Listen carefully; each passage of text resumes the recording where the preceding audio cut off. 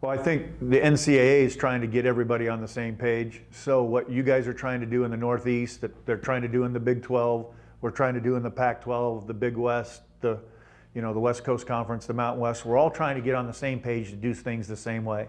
So that over the years that I've been in regionals, that when we all get together, we're working 3-man and we're working 4-man together so that we are a good team on the field. And when you can rely on the guy that's going to rotate or he knows how to go out and you have a crew that's gelling together, that just makes things, the weekend, go a whole lot better.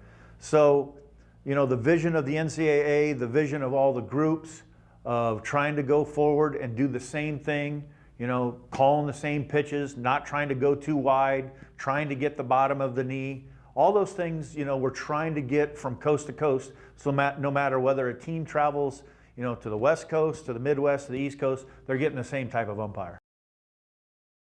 Because there isn't anything that the NCAA can put their hat on and endorse.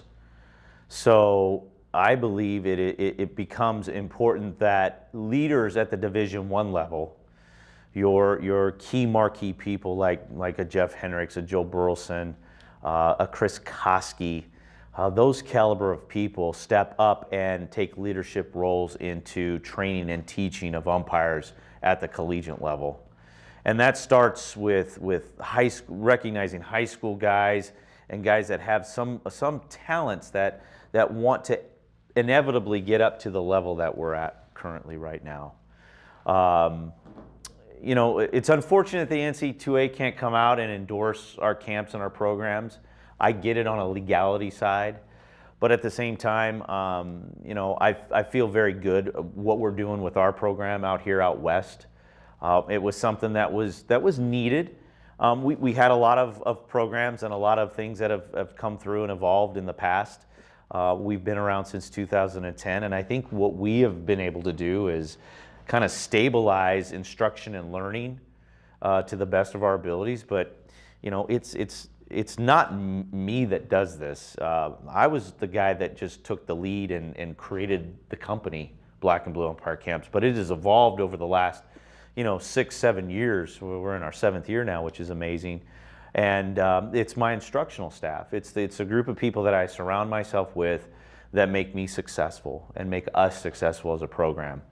And what we've been able to do is be consistent in the message and be consistent in the instruction, be consistent in the curriculum to where I believe the conferences and the NC2A look at it as a viable educational product that guys can come to and measure themselves against their abilities and their fellow umpires to know where they kind of stack up against the competition and where they stack up against getting to the next level, if you will.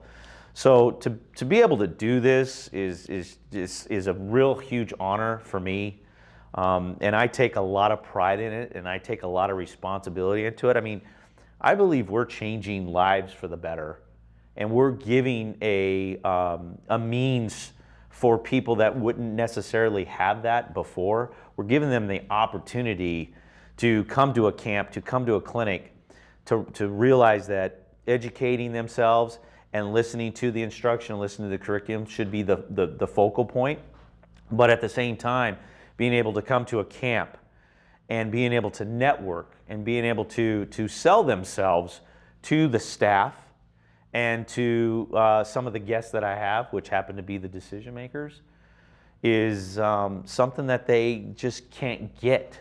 You can go to the NCAA clinics, which I think are great. Unfortunately, we're in kind of a new period with that, with us taking an off year of all of us getting together at 4 regional sites, more online instruction and whatnot.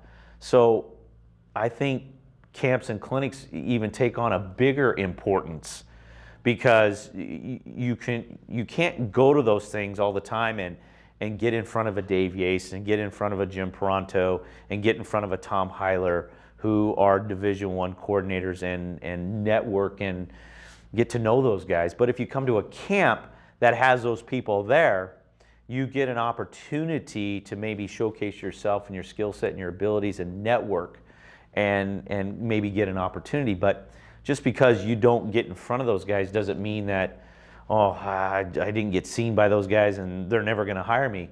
No. I've got a staff full of well-respected people that every one of those individuals that I just mentioned listen to and take advisement from on who are the next guys, or who am I not seeing, or who am I not recognizing could become a potential Division I umpire. So camps, clinics, organizations like you guys have, they're huge and they're vital in our progress in making sure that we're keeping those cupboards full for those umpires that want to be on Division I staffs, Division IIs, IIIs, NAIAs, college baseball in general. It's really important to have that.